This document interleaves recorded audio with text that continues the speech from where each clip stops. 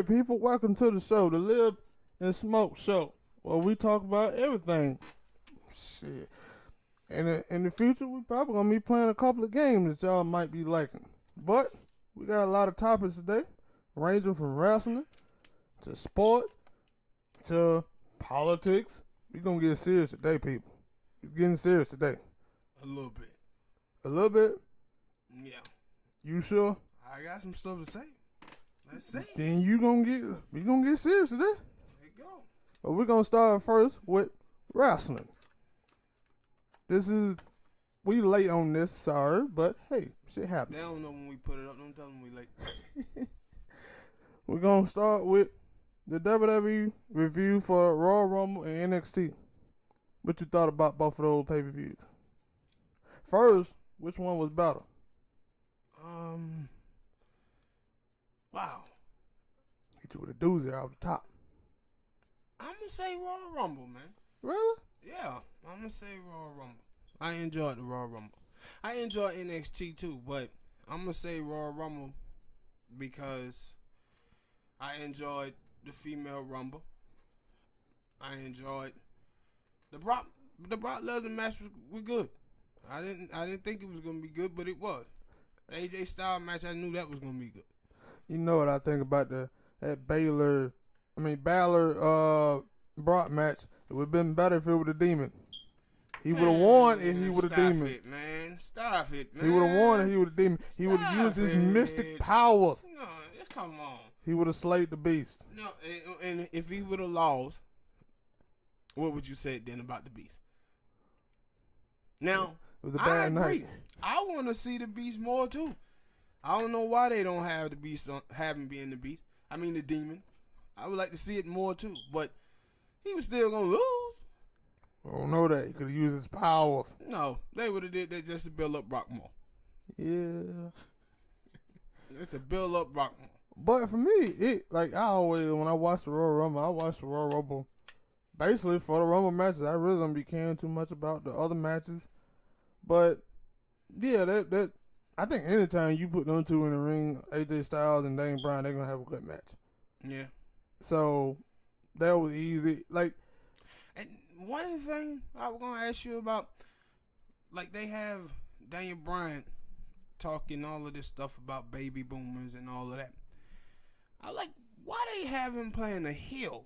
Like him talking about baby boomers and how they ruin the state of the economy for millennials and youngsters today. That happened to be a fact. Our parents' greed, have put a nail in our coffin. He telling the truth about that, but they have him playing the heel doing it. Skip and Shannon them, they were talking about the baby boomers and the millennials today, because they were talking about Kaepernick, and they were like, yo, how that shit is split down the middle, where the millennials are with Cap, while the baby boomers, they like, we don't want Cap. And Skip was like, shit, I'm a baby boomer, and I agree with Kaepernick. Yeah, but that's why I said, I think young people have grown more than their parents have. Especially on race relations and, gay stuff, feminist stuff. I think younger people, we've grown a whole lot more than our parents have. Because we are around it more, or it's just like, we saying, we seen what our ancestors or our past people have done, and that shit ain't cool. And we gotta do better. But my biggest highlight from Royal Rumble was the 619 in the RKO on Nia Jackson. It was hella funny because at first it looked like Randy was gonna get it at the beginning as soon as she hopped in the ring, but it kind of like, no, we're gonna wait for her to catch that thing. It was like a good tease. It was like, okay, when she first came out there, I'm like, man, I hope they get her. And then I was like, nah, we in the PG era, so they ain't gonna do it. And then when you see Randy and he didn't do it, you like, oh, what's gonna happen here? And then when Ray, pushed it, was like, no, they finna go down. They finna do it. Yeah, and I thought it was great. And I also thought what the next day with Nia on Instagram when she said she had no regrets and she played it well. The thing I was hoping, I hope these feminists groups don't come after the WWE off of this. I really hope they don't. And I didn't see anybody doing it. So good on the feminist groups. I seen a YouTube video. I think it was What Culture Wrestling they were talking about, and they were saying it was some fans out there who had said that, but it went a lot.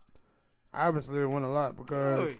Man. And my thing, I think it was an interview, not an interview, but on his podcast, Mark Heyman, he was talking about Nia Jax, and he was like, with Nia Jax being the face breaker, that they should let her punch a dude one time. Like, you want to build her up into this face breaker, this tough chick.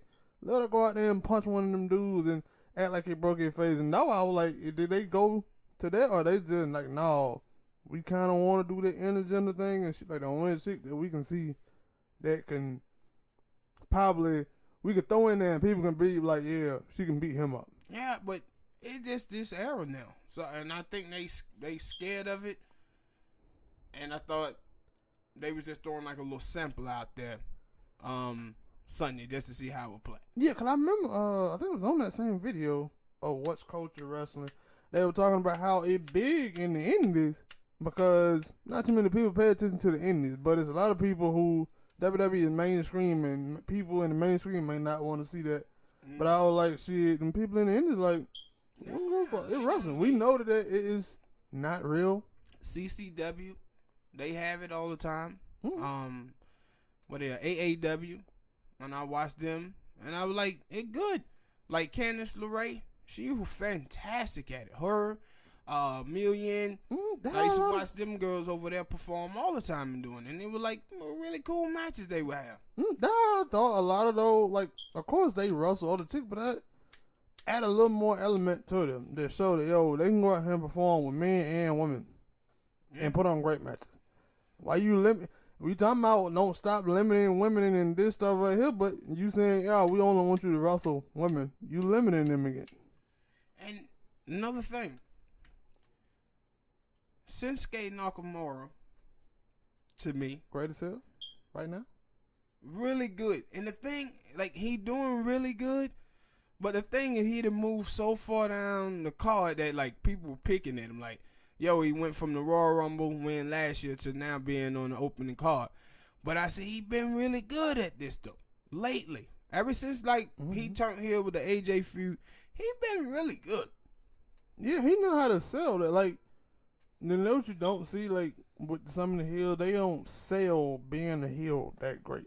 But he like, I'm going out here, I'm going to act a fool. When I beat you up, I'm going to laugh in your face. When I make your wife hurt you, I'm going to laugh in your face. I'm going to hit you low blow to win this match. I'm going to do what I got to do. Like, you don't see that from most heels. So, I like it. Yeah, me too. I thought he did really good. And I said, with Rusev, like the WWE seemed that the buzz that he had, they don't want him to have that buzz, man. Cause they remember when they stepped on it with AJ. Then it went on a little bit longer, and then they stepped on it again. They gave him the belt. People were cheering. Shit. A week or two later, they give it back to Shinsuke. Like they don't want this man to have this buzz. And my thing is that once you look at that, talking about his buzz was somewhat similar to Becky Lynch. But now they like, we'll run with Becky Lynch. But Rusev, we don't want to run with that Rusev Day. Every time he came out, everybody, Rusev Day. That's why I thought they treated him like the way they treated Zack Ryder years ago. Yeah, man, he still can get on the show. Yeah, they like, nah, player, we ain't doing this. We know the fan like it, but I remember, I don't know if it was a dark match. I think it was a dark match. It was like after the show, and the Rock hat came out, and the fans started cheering Zack Ryder, and Rock was like, yeah, I'm with it. I know Zack Ryder is a big deal. Yeah, I like Zack Ryder. And WWE was like, nah, we not buying it. I actually seen a report on Wrestling Zone.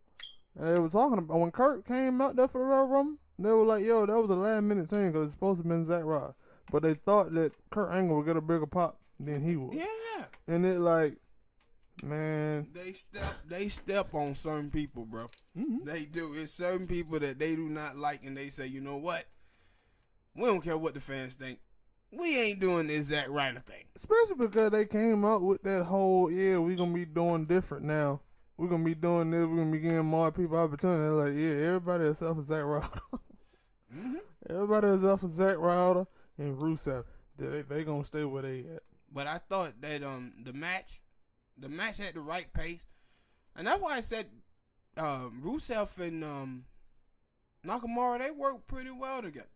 The 2 matches I watched them have, they work pretty well. And Rusev, we always talked about that when it comes down to selling moves and stuff. He's great at that. Yes. Great at that at selling. So I'm not surprised about them putting on a good match. And then you can always watch a Rusev match with your bottle of lotion now. Maybe you. Yeah, you can. You got Lana sitting ringside. You pull out that lotion. Nah. You can. She's sitting right there, man. And you can. And I love every time none of they have her falling down and stuff so I can catch that peak. I noticed that as well. Because last couple weeks ago. every show now. Because a couple weeks ago when she hopped on that back, I was like, oh, you actually going to do that when you got on a dress? I'm telling you, she fall every show now, it seems like. Well, we're going to talk about that later. Because we're talking about Impact today about Scarlett, but we'll get it relates to that. So, what else, Max? You got the Royal Rumble, you got the male Royal Rumble. We said it that Seth Rollins was gonna win. He won. What you think about him winning and him choosing to fight Brock? I mean, I'd already read it on the website, so I wasn't sure. Cause the WWE, they'll put something out and then that shit don't come, it don't be true. So I was like, when he won, I was like, I'm pretty sure that they're gonna have him fighting Brock Lesnar. Because for one, you just, for me, I think they just want anybody that they want somebody to hold the belt to be on the show every day, but then for some reason, whenever Brock comes back, they say, give Brock the belt. And I said that last time, I don't think that Brock is one of those characters I don't think they need the belt. Unless he gets some extra compensation for having that belt, he should never ever win that belt again. After he loses at WrestleMania, if he loses at WrestleMania, he should never, he can fight for it, but lose. I think he is going to lose at WrestleMania. I pray to God that he loses. I praise to Allah. Hell, I praise to the Pope. I hope he lose, man. Probably a lot of fans feel that way. Not because I dislike Brock Lesnar, I like him, but we just need another champion. Mm-hmm. We need one. And that's why I was thinking that Roman didn't catch that leukemia thing again. Like, I'm pretty sure he wouldn't be in the feud at all because any title picture, but because that happened, they just said, all right, get the shit back to Brock. Yeah, Ronda Rousey, man. Ronda Rousey, what do you think about the Ronda Rousey and Sasha Banks match? That would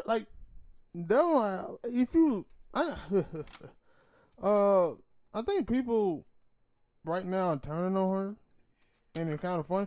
But I don't know what I thought it was a great match, and I think that I can't tell. It was sloppy at moments. I mean, that hurt. It doesn't seem like that whole style. No, Sasha was too. But I guess it works. Because it kind of still showed that she ain't perfect. Yeah, but but she getting better. I thought it was a good match, but they had some sloppy moments in that match. Yeah, but it was a good match. I think that was it. I picked Sasha to win. She didn't. You picked Ronda. So kudos to you. Even though I got most of the matches right. Hey man, we ain't got that list. We don't need a goddamn list. I know what happened. Next time I'll keep track. Watch the show, you'll know. I ain't know we were keeping track. I thought we were just throwing out I was keeping goddamn track. Of course you are. We competitive. This is competitive, son. Well, with Ronda Rousey. And I don't know if you seen it, I probably did. but I was on what the girl name is? It Dukes? What her name? Jessamina Dukes. Yeah, I was on her page, and something amazed me about this. I was seeing it. I was like, man, like Ronda Rousey, her, and it was another female wrestler. She was from the Indies. And like Ronda was talking about the four horsewomen thing, like openly. She was talking about how we the real thing, y'all the fake. How we the one who we got two of the titles, y'all ain't got nothing. Then when she was talking to Sasha Banks, I think that was when her and Sasha were going back and forth on Instagram. Yeah, but I'm saying like they doing this without it really being on the show like that. Like you see the four. Because she told, this is what she said. She said, I done beat I think all three of them, and I got one more to go. Yeah. And she was talking about Becky Lynch. And I was like, yo, y'all need to have that in the storyline more. They kind of are. It seemed like they trying to keep it away from most fans. Because they keep doing it subtly. Because that's what I'm saying.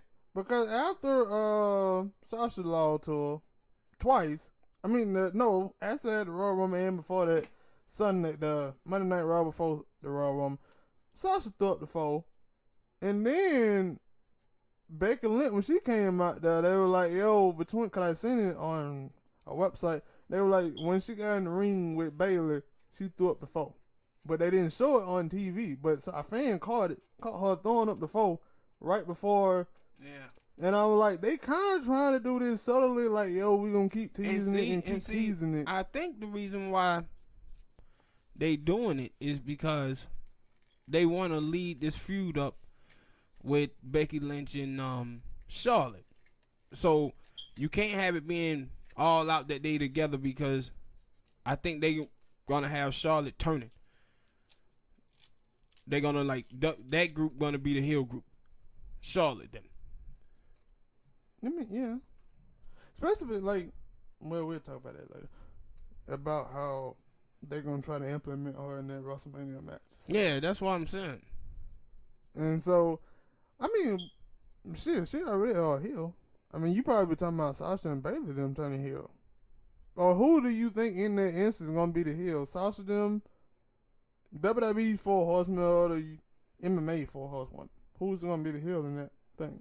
I think it's gonna be Charlotte then. And now I said, with Sasha, it kind of kept teasing, yo, she kind of finna turn heel. When Bayley had her match, it didn't even cross with her. It didn't even it was yo, she shook her hand, and I was thinking yo, is Bayley finna deck her? And then Becky came out, and I was like, no, I don't know where they're going right now. I know where it's going, where as far as Becky coming out there, because I predicted that.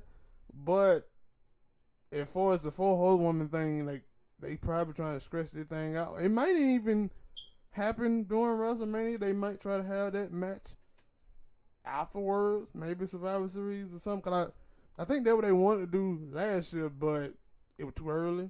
Yeah. So it's for me, I think would they get a bigger pop, a bigger, they all about moments. WWE? Yeah. So they probably would get a bigger moment out of it if Ronda was on the bad side, right? It depends. Maybe, I don't know. It's kind of hard for me to think. I probably would say. And see, the thing is too. The reason why I say this, it could be a whole moment. Wait a second. They might have to have Ronda on the bad side, and the reason why is because Becky Lynch will be the one who leading this thing, and you watch Monday when Ronda came out there, she got a pop, but as soon as Becky Lynch hit, they start booing the crap out of Ronda, and I was like, wow. They flipped like they flipped on Rusev. Mm-hmm. I was like, flipped so quick, so I was like, nah, they might have to put Ronda on the other side of this thing. But then when I wanted to ask you about, like, yo, do you look at Becky Lynch and say that she's a heel? Or is she, like, in that Stone Cold mode? Where, she was, but it flipped real quick. Yeah. Because the fans like it. Mm-hmm. And now I look at it, I was like, yo, she kind of in that. Because you remember, when her and Charlotte first had that match, Charlotte was the good side. And then they healed Charlotte when she beat up Ronda. Mm-hmm. And that's how I look at it. I was like, yo, it's a lot of the stuff and a lot of the ways that Becky Lynch still have these heel tendencies, but they like, no. It's like you said, it's like Stone Cold. No, we like that she talking that way, and she's a face for us. She's not a heel. She's a face. It like the Stone Cold, man. And it like, yo, that shit blossom for her. And like, I'm pretty sure she's like, yo, I'm happy that they let me do this gimmick, because at first they were doing nothing with Becky Lynch. But now it like, you can't do anything womanly without Becky Lynch involved. Yep. So we'll cut it right here and start a new NXT. NXT pay-per-view, man. Review on it. What did you think? Did you like the pay-per-view?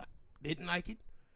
I liked it. I mean, yeah, I liked the pay-per-view. I thought both of them. I thought it was a better pay-per-view for me, mostly because of the matches. Because of the fans. Yeah, the fans too. The fan, like, it's the thing. Like, I watch a lot of other wrestling companies, and they fans be very interactive.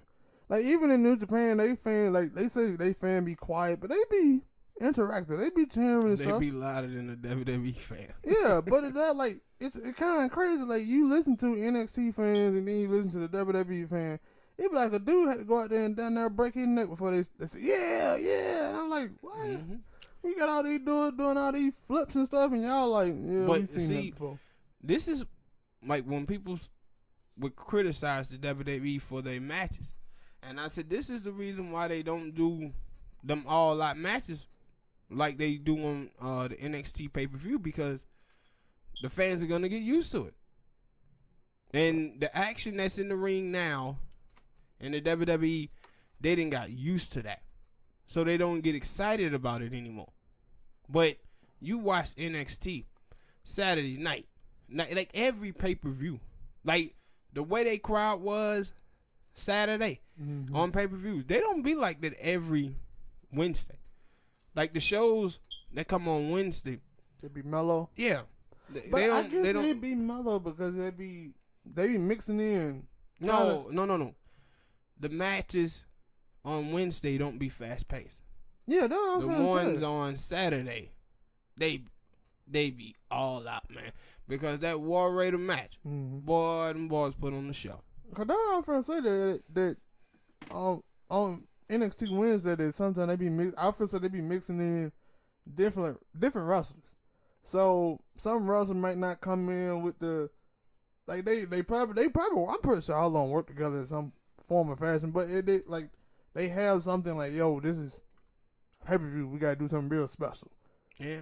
And Wednesday they like, yeah, we just going through the motion. Yeah, but I thought it was a good pay-per-view. I didn't think Ricochet was gonna lose, but he did. But it was a hell of a match. Man. Hell, we thought Shayna Baszler was gonna lose and she didn't. Yeah. I think on the match we both got right. 2 of them in a way. Was the match? Hold on now. Now it was 5 matches. I got 3 of them right. You got 1. Let's be honest about that. Keep them count. Keep them count now. Keep them count. I got 3 out of 5. I'm not give a damn about your 3 out of 5. You got 1. Yeah, what you having for you shooting? So what? 70%? I'm alright. I did alright. Forget it. I did alright. Okay. That's what I'm saying. If we count up, well, I don't know, because I'm probably still worse. If we count out the Royal Rumble and NXT, I'm probably still worse. So I thought that match was great. The Ricochet match? Yeah, I thought the War Raider match was great. Ricochet, Johnny Wrestling match was great. The what's called makes it kind of slowed down a little bit. I didn't like that match as much. What That match? Shayna Baszler match. Yeah. It slowed things down. Cause you didn't see both of them put on good matches with other people, and you thought they would put on a great match, and it kind of didn't pan out that way. No. And I ain't saying that just because Bianca Belair lost. Like it didn't matter who won. I just want to see a good match. That's how I feel about any wrestling match, wrestling show. I just want to see good matches and good storylines. I don't care who wins. Me too. Yeah. So I thought the Aleister Black, he one of my favorites in NXT. Black. Yeah, cause he a big man, but he move like a small dude. Mm-hmm. I really like him. Thought he had a good little spot in the Royal Rumble when he came out as well. Yeah, and Campo, he's Great. I can't wait to see like what he do when he gets to the main roster. Mm-hmm. That's another person that I look at and I say, yo, I like that they embrace trying to be a heel. Cause I don't see that a lot in any, like we're in the WWE. I don't like a dude could be a heel and it like, yo, he's still actually trying to get over with the fans. And like cause I feel like if you're a heel, you ain't trying to get over. You trying to get over, but you not trying to get over with the fans. You trying to make them boo the hell out you. So anything you do, soon you just put the mic up to your mic and they start booing. But the thing is with him, with Tommaso, is that I think it would be hard for the fan to dislike him. Yeah. Like he got that cool factor with him, man. He really do. But I thought the match they had was good. I thought the way that they ended it with him and Donna Gargano? Yeah, sitting up there, both of them having the title. I was like, can't wait to see what they do with that going They forward. kind of came with that, yo, they battled each other, and then now they came a long way from being tag team champion to being NXT champion and North American champion. Yeah. Like, after all the battle scar, they finally, like, it was funny, because you said that, they were like, yo, Johnny Gargano finally realized his dream, and it like that North American Championship that got made like a couple months ago. No, it's been a while. So that was his dream. I would think his dream would be are you saying his dream if it's to be champion or to be North American champion? Yep. Like, cause I'm pretty sure it wasn't that. I'm pretty sure it was to be an NXT champion or just champion at all. But you know. Funny choice of words. At the end, though, with Ricochet, Dream, this match coming up this Sunday. The halftime heat, right? That halftime heat. Like, I never watched the halftime show for Super Bowl anyway. So I'm really, really happy that the WWE doing this so to give me something to watch. But I wonder if it's just going to be that match. You seen anything on that? For what I've seen, it seems it's just going to be that match. Because they're going to be doing it live. It ain't going to be pre-recorded so people can get spoilers out. Yeah, that's what I'm saying. Like, is it just going to be that match for us? I know people ain't showing up just to watch that one damn match. They probably could. That's shit. But it could just be a taping, and then for that one little match, they do a live show, and then they go back. And then after that match is over, they go back to doing taping again. Yeah, but I'm interested in seeing that match as well. I kind of want to like where are they going with that, but yeah, because only person, for them that 6 people, it was only Johnny Gargano and Aleister Black who actually appeared in the Royal Rumble. Nobody else appeared in the Royal Rumble. And I think I had seen something about, like they were showing that, those 3, I think Ricochet, Velveteen, and Aleister Black were going to come up to the main roster. But only 2 of them showed up in the Royal Rumble. So I don't believe that. I think they still like, yo, they got something for them in NXT. But you think about it, they ain't really got anybody to take those guys' place. Yep. Right now. Like, they just don't. So, I don't know what they're going to do with them going forward, but I think all of them should be still on NXT until they get some more major talent up in there. Well, we're going to go on to the next topic. It's all women wrestling. What your thoughts is on the women are wrestling? I think I'm going to like any wrestling that have Tessa Blanchard on it. Yeah. I like Tessa Blanchard. I do. She do a good job, man. Yeah, I like Tessa Blanchard. And my girl is on there. You talking about just what? Giselle Shaw. Yeah, I was finna say somebody on there. I didn't want to butcher it. Yeah, she don't go by Giselle Shaw. Yeah, a tackle or something like that. But she's on the show, so I really like. She can wrestle, man. When you watch it, do you get that Lucha Underground feel to it? The way it's filmed, I do.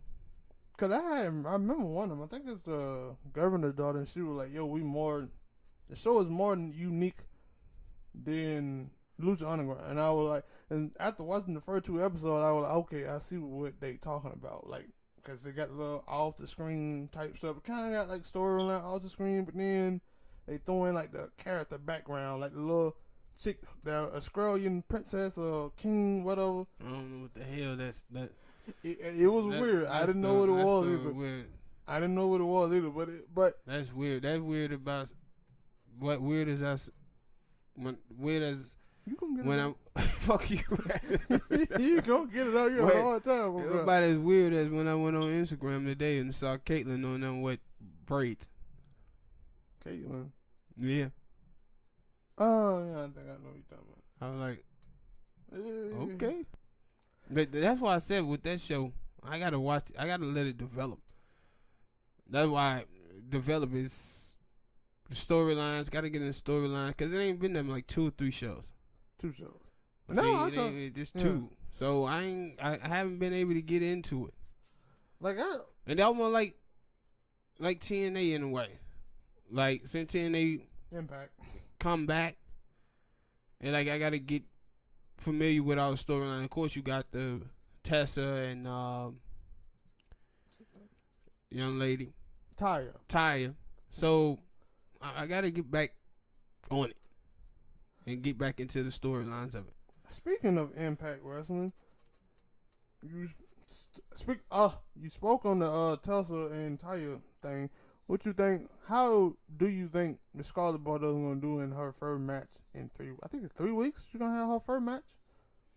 Well, I haven't seen her wrestle a couple of times already, so I know she can wrestle. She can handle her own in there. It's just gonna be about the way TNA decide to push her. They gonna push her to be up there with Tessa and Taya. Man. And that was cause I had mentioned before about when we were talking about Lana, and I seen the thing when they were asking Scarlett Bordeaux about because the WWE, cause they had the little 2 instances when the dude walked in on Alyssa Bliss, and then you had the Mandy Rose thing, and they were asking her like, because you've been doing this kind of sexier character in Impact Wrestling, it kind of looked like the WWE has started to do some of that stuff too.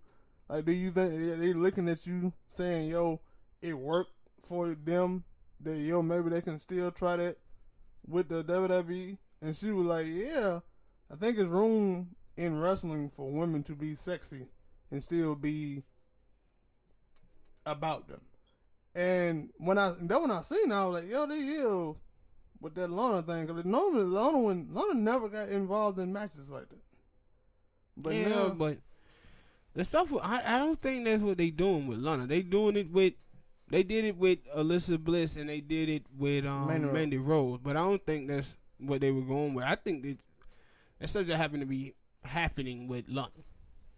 But I get what I'm saying. That most time when it was a chick and she was a valet and she got on a skirt, because Lana always wearing a skirt, that they would never get in there to a point where they skirt rise up and you can see their panties. But she don't have on panties though. She have on like some short pants. I don't be paying attention. I do. I don't be paying attention. Just see the skirt rise up and I'll be like, okay, there we go. I do.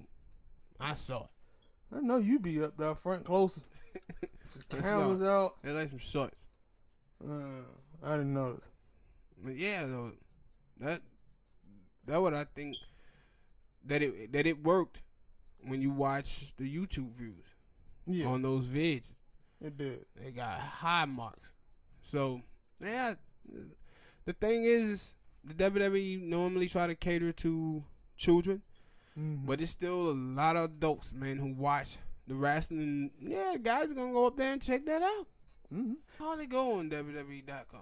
I mean WWE YouTube channel. I do sometimes when I miss something. I don't watch the full show. 3 hours is a lot. I be watching other stuff that we'll talk about sometime, but I don't watch for 3 hours. So I'll skim it. Then I go to YouTube and I'll check it. But other than that, But also I want to ask a question, because I kind of felt that feud could have went somewhere, a longer somewhere, but they kind of still have them wrestling. Johnny Impact and Austin Aries. Do you think that he will come back to Impact Wrestling? Johnny Aries? I mean, Austin Aries. Come back? Yeah.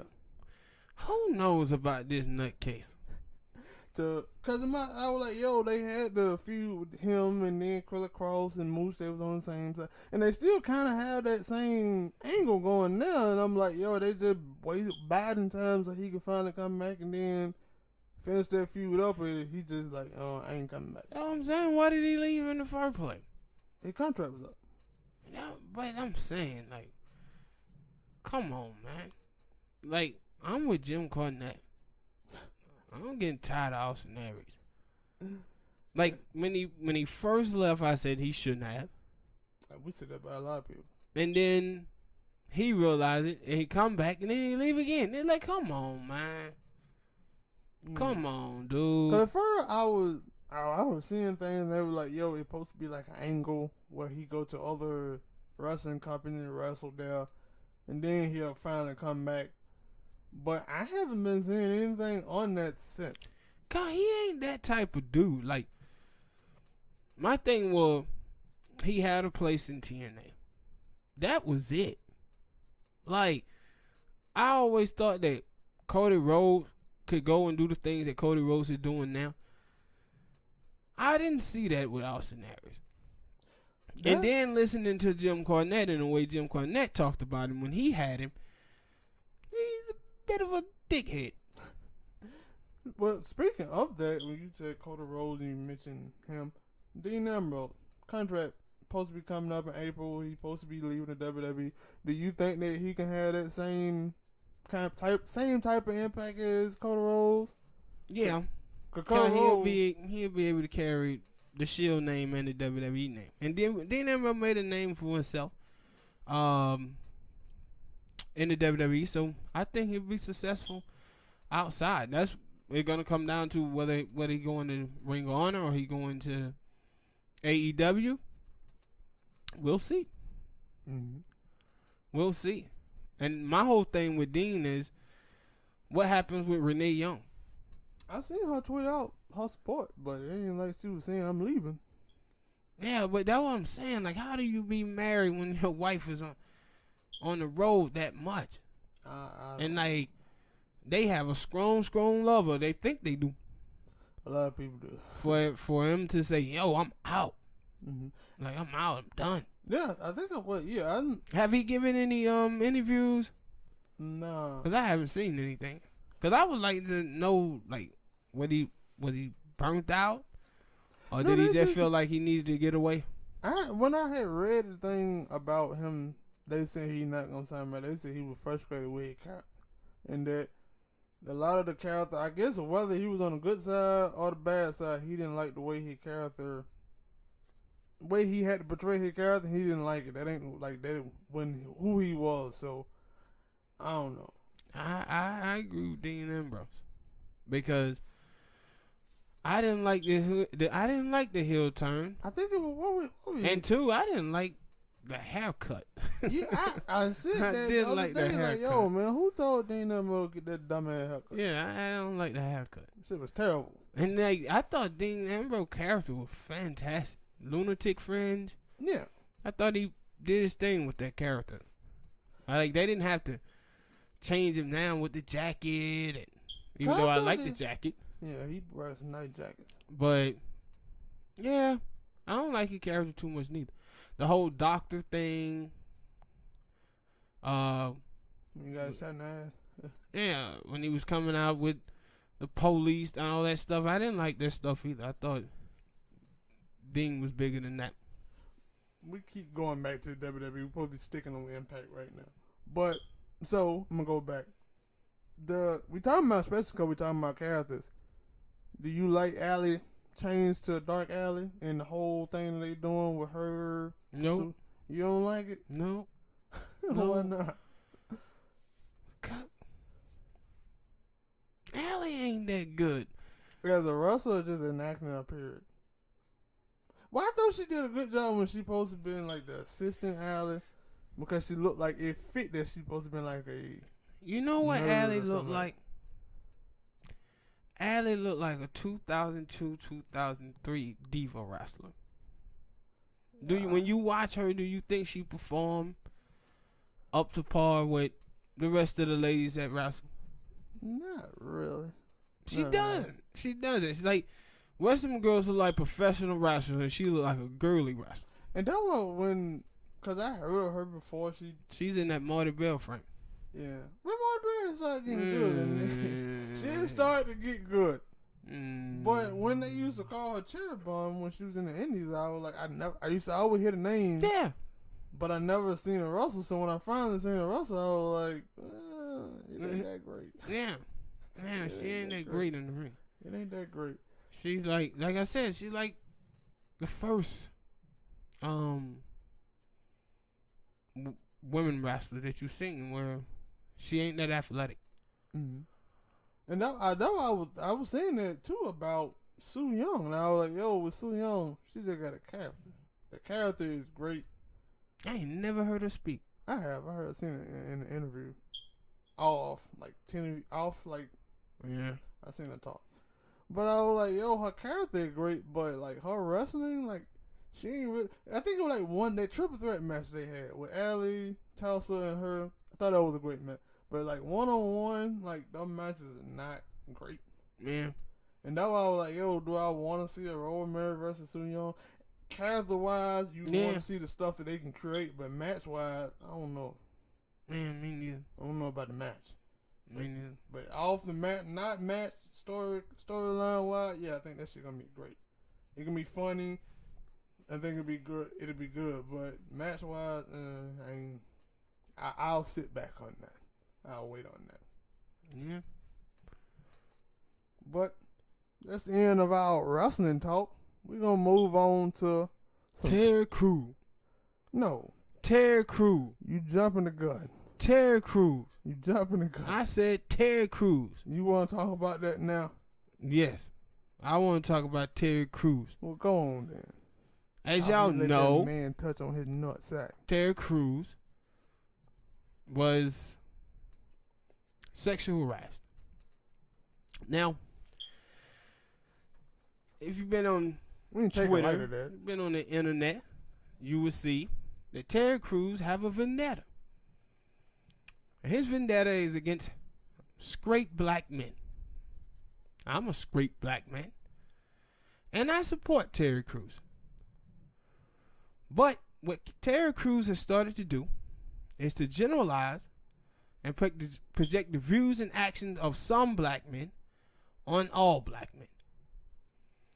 Now, the problem I have with Terry Crews is that Terry Crews got more smoke for those men who talking about him on Twitter than he does for the dude who grabbed him by the crotch. Mm-hmm. And now he starts to say, well, I'm getting support from black women, but I'm not getting support from black dudes. No, I've seen black women who said that they thought you was a punk for allowing that dude to grab you. I seen men who said that. I seen men who said they support you, and I see men who said they don't support you. We're seeing women who don't support you. When it happened, I was like, yo, I support him, but I still thought that, yo, he should jab that dude. And if, like I said before, he would have jabbed that dude. Like, for him to say, oh, yeah, man, I didn't want to lose my job. Like, yo, if you would have punched that dude, probably would have showed up. You told them, that dude touched my nutsack. But the thing it is, I think it's a miscommunication issue here. And the reason why is because if you listen to, especially the other celebrity, 50 Cent, D.L. Hughley, if you listen to those guys who were criticizing him, those guys don't seem to understand that he actually pushed the dude off of him and, had an argument with him. And that's because in the first beginning when it came out, it wasn't said.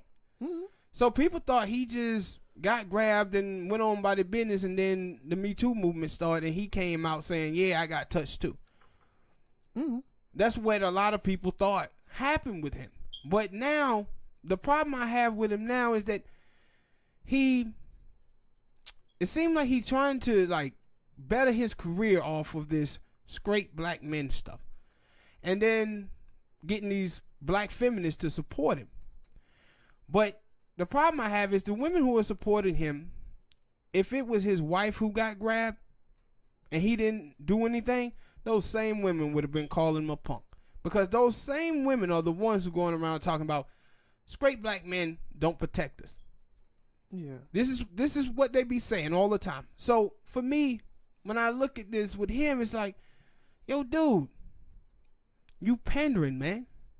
You pandering. And this is what I said before. And then this week, he did it even more. This week. Even more, he did it. So this week, you had the video with Gina Rodriguez. Yeah. When she was crying because people say she's racist. Now, he tweets out in support of her. Say, I've known her for a long time. We work together and we have talked about diversity in Hollywood, and she's a good person and she's not a racist. Now, the same black women who were supporting him, they started to criticize him. So you know what he does? Backtrack. I looked at Twitter and I see his name trending. So I clicks on it and I see this thing with him and D.L. Hughley. I'm thinking, man, D.L. Hughley said something about Terry Crews again? And then come to find out that no, he started talking about D.L. Hughley about some stuff he said 5 or 6 months ago. See, he brought up this comment to try to get women back on his side. Black women back on his side. So he going to throw a straight black man under the bus in D.L. Hughley. When D.L. Hughley said this 5 months ago. Then he retweets this trash, just absolutely trash article that straight black men are the white supremacists of the black neighborhood. How stupid is that? But he retweets this, and I said, yo, everything black man. This is pandering. This is just pandering, bro. And I'm thinking, if you're Gina Rodriguez, what are you thinking about Terry Crews? Is he really a friend of mine? Because if so, he would have let that comment about her stay. But he said, no, maybe I spoke too soon. How the hell you speak too soon about a friend of yours? Mm-hmm. Like if I had a friend, I had a white friend, right? And I knew my white friend wasn't racist, and then somebody said he was, and I'm gonna come out and say, no, my friend is not racist. And then if the black people get mad at me and say, well, man, he is. He's this and that. I'm gonna stand on it and stand with my friend. He ran from the hill so quickly. I was like, yo, look at this dude. This dude is pandering, bruh. And so then you watch him and it don't seem like it seemed like he just taking stuff that he hear people saying and doing and he run with it. Because just like me, other black dudes who supported him, they start to see him generalize and project the views and actions of some black men on all black men. Mm-hmm. So they start criticizing him, right? Generalizing. I said they started to criticize him. And then he sent some stuff to Tariq Nasheed. Tariq Nasheed, 50 Cent, and D.L. Hughley talking about, well, you know, it's a bunch of black women and men out there who don't agree with you guys and don't like that y'all are making fun of me being sexual harassed. I said, ooh, look how quick he changed that. See how he add black men in there now? Because before it was black women. It was just black women who would support me. Now he bringing in black men too. They support me too. This is what you're supposed to done in the beginning. Mm-hmm. And this is the thing about with some black people, bro, that make me sick. Like some black people will talk about bigotry, they talk about prejudice and racism. But then they the first ones to go around doing exactly what racist white people do. And what racist white people do is they judge white people by their best examples while judging people of color by their worst. And this is exactly what Terry Crews is doing. And this is exactly what these so-called feminist women, I'm not going to say black women or, you know, are feminist women. I'm going to say so-called feminist women, because what they really practice is misandry. They have a contempt and a hatred toward men. Battle of the sexes. And the reason why, and this is the thing about Terry Crews, too. When he starts saying all of this stuff, when you follow his tweets, when the black dudes was criticizing him, he started to talk about, well, the black community ain't never like me. You grew up in one neighborhood. You did not grow up in every black neighborhood. Stop generalizing, bruh. And then he tells you, what he's letting you know is he is a part of the Trumber Brigade. That's what I'm calling. And then if you don't say these are people, man, who don't know how to internalize their pain correctly. So what they end up doing is judging things by the little small space that they occupy. They were hurt by a couple of people in their life. What they do is they start to generalize and project the views of those people on all people. And this is what he was doing. And this is what you see these women doing too, who all the straight black men are trash and all of this stuff. Man, it's 18 million black men in America. You haven't met every last one of them. This is like the same stuff I hate when I hear white women say, I only date black dudes. Then when you listen to them, they dated like 3 or 4 white dudes and the white dudes treated them bad. And then they dated one black guy and the black guy treated them well. So they're like, black guys treat us better. No. You can't. Mm-hmm. You can't judge all white men by what 4 white dudes did. Mm-hmm. Just like you can't judge black men by one black dude who treated you well. They're just stupid, man. But and that's the same shit that racist white people be doing. But people of color do this shit too and then whine about when white people do it. No, you stop doing it as well. Mm-hmm. It's just ridiculous, man, with Terry Crews. Ridiculous with it. Told you we getting serious today. We gonna keep it going though, cause that boy, what his name is from Empire, Jussie Smollett. Yeah. What you thinking about that kid right now? I think the last time I checked it, they said they had 2 dudes walking down the street. Yeah, with 2 dudes. Hey, it was 2 dudes, and they still trying to identify him, cause they can't. Yeah, they don't know who it is, but they going by him. Like he said, they talked to him when they beat him up. So, he know that it was 2 dudes. Yeah, my thing is, when you try and go there, but I think I had seen something. I was just on the internet on TMZ, and they were talking about it. I thought they had said they found the dudes who did it, but I don't know. Cause it was the other thing about the news. Like he walked into the police department with the news on. I mean, I don't know. Maybe he wasn't thinking about, yo, let me take that new bro. He was just saying, shit, let me get my ass to the nearest. Well, last time I seen it, they had just said they had 2 guys of interest, and they had civilian tapes on it. They never said they had identified who the 2 guys was. They were trying to get the public to help them, but the only thing you seen were 2 shadowy figures. Yeah, hell, that could have been Trump and Melania. Mm-hmm. Yeah. Speaking of Trump, are you surprised he asked came out and said something about this? He didn't denounce him. No, I'm not shocked. If I was him, I wouldn't have. I don't think you can take him and make him responsible for them dickheads. Like, my whole thing is, you can't just say, yo, man, Trump made everybody racist. Like out of the blue, like if it weren't for Trump, these people wouldn't be racist. Stop it. No, they were racist before him. I hate that too when I see people start talking about, we are in this culture, we in this Trump, and they're like, no, this shit was going on when Obama was in there, and it was going on when Bush was in there. And I wanna, like, did you see the thing with his one of the women who lived in this building when she said she saw a redneck outside of his building? No, I didn't see that. Yeah, she said she saw a redneck outside of his building, and then she said a couple of hours later, she went outside to go get ready to go to the gym, and security was everywhere, and they had told her that Jussie had got attacked. No, I didn't see that. What were you see that? On TMZ. Yeah, it was on there, and I was like, wow. Because for a minute then, when they were saying they had went through all this video and they didn't see him, I ain't gonna tell you no lie. I was like, man, this story may not be true. This sounds like one of them stories where that boy was out there trying to get himself some dick. and got himself fucked up.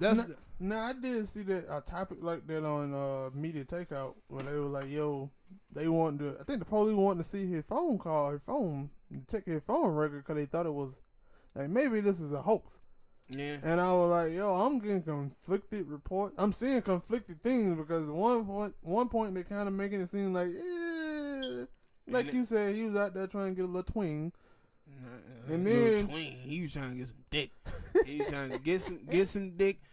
He was trying to give some dick. It was one of the goddamn two. Like, what celebrity walking out at 2:45 in the morning going to Subway? I don't know. And that's why I said, like, the dudes, like it's so much stuff with this story, man, that I need answers to. Like, and do they normally just do work in Chicago so they just knew he was going to be there? And what dudes come to a scene with a noose and some bleach? Like, I don't think this thing was really a noose, like noose. I believe it was like some rope or some shit they probably picked up or something. Right. But to say it was a noose, it's like, damn, this motherfucker walking around in Chicago. Like, you nigga, it's people who are dying in Chicago right now because of the cold weather. And you telling me you happen to be walking around the street with a noose and a bottle of bleach? It's too goddamn cold to be walking around with a noose and some bleach. But they did. Like, I know you got a point there. I don't know how the hell they knew that it was going to be in Chicago. Maybe they saw something or they had like a little poster thing like, yo, Empire going to be shooting here. You want to try to get yourself on being like a background person or something. Maybe something like that. I don't know. But I had seen it. I was like, yo, and they were like, yo, they sent the threat out. These people, whoever it was, they sent the threat out, and then he kind of turned down his extra security.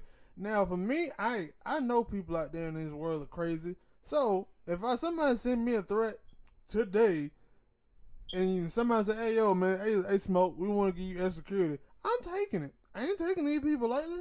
You see all these school shootings, public shootings, these people out here are crazy. But shit, that's what people do in school shootings, though. You taking these things. If you think about it, like, when people say, hey, if you see something, you hear something, report it.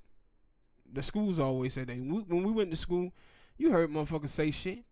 Then you heard people say stuff, but you like, yeah, whatever. He ain't gonna do that. Shit, he ain't gonna do that. I know it used to be, I forget, I think it was like a construction class. And there used to be a dude in there, other kids and stuff used to be like picking on him, kind of making fun of him. I was like, shit, I need to start trying to be friends with this dude here because this nigga here turned into a shooter. I need him to come tell me, hey, Smoke, hey, I'm going to shoot this bitch up tomorrow. Don't come to school. I had to start telling them that, and you know what them dudes started doing? Man, you know what? You right. He do kind of got that look. He got that look. We need to start being all like, yeah. That Benny from George Lopez. George, if you gonna fire him, let me know because he's a shooter. Yeah, they're like, yo, and that's my thing. Like, every time, like, I crack jokes on people. I'm not trying to bully them, but like, yo, I can tell when some stuff might be going too far or they might not be liking it. And you gotta look at that person and you say, yo, do he look like a shooter? And if you say, hey, man, that's crazy. You can't just look at somebody and be like, yeah, that look like a shooter. No, I was just finna say, look, you ain't seen a lot of these school shootings and things like that, and you had to look at the old people, what they say about the old people, and then you had to start comparing it to the people that you looking at and start checking stuff out. If it's 10 things that you got and 5 of them check out, you might not want to come to school. You might not want to come to school.